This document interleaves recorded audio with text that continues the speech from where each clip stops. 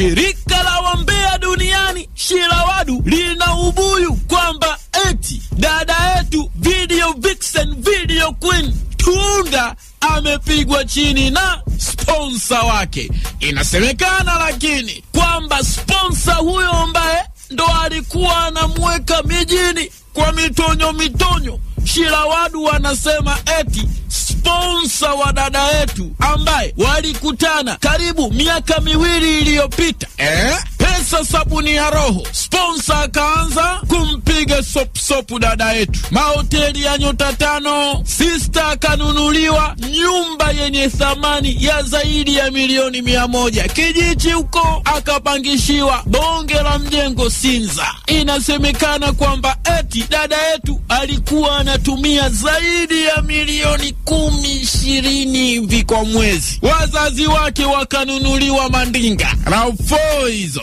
Kule alikopangishiwa Sinza kuna kipindi akakengeuka, ndo akawa anaishi na ndugu yetu Young D. Kama unakumbuka ile story, Young D sijui kakamatwa na polisi, mara sijui nini, mara sijui amegombana na girlfriend wake ambaye ni Tunda, mara Young D akarudi kwa Max. Sasa kumbe sponsor alishtukia ule mchongo, ndo maana Tunda ikabidi ahame ule mjengo, alafu akamtumia wazee Young D. Mapenzi yakarudi upya kati ya Tunda video vixen na sponsor wake tajiri mwenye mitonyo. Inasemekana lakini mara mbona watizama chini Sarome wangu, ayo mapenzi ya jungu. Inama kidogo, shika magoti, nimesimama kama ngongoti, mtoto Jojo sio roboti. Tunda akaonekana kwenye hiyo video. Shirawadu, na waona mnakula tu ubuyu. Sasa inasemekana kwamba eti kumbe Chibu Dangote, Diamond na Tunda kwiching. Unaongea na mimi au unaongea na simu? Wakati watu hawaamini hayo mambo. Mara juzi kati hapa niko zangu Zanzibar kwenye full moon party, Diamond sali perform kule, nikamuona mtoto mzuri Tunda amekaa na Ambarulu wanaangalia show. Kufikicha namuona jembe la karibu na Diamond, Q-boy msafi amewashika mabega wanaangalia show. Kufikicha namuona mpiga picha wa Diamond Chifesi kajivuta na Tunda wameenda baharini wananongonezana. Nikasema Chibu sio mtu wa sports. Kumbe bwana, baada ya hapo sponsor kapata habari, Shirawadu wamemfikishia. Shirawadu, na waona mnakula tu ubuyu. Shirawadu wanasema penzi kati ya Tunda na sponsor wake limevunjika, kisa Chibu misimo.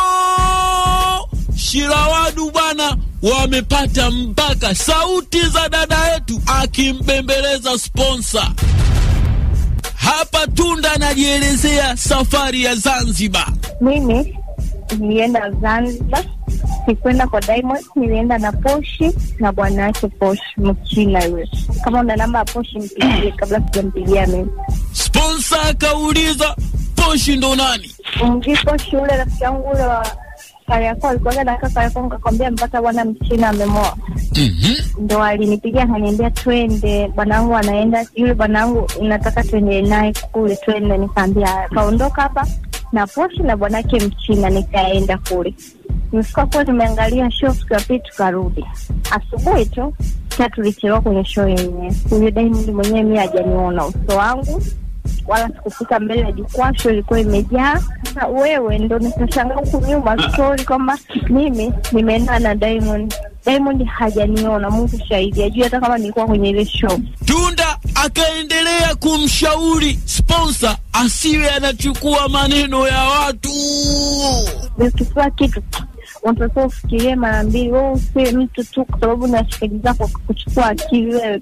Wale wanataka hela kwako. Wanataka kukwambia chochote ili wewe wakutengenezee mazingira wakae vizuri wachukue hela.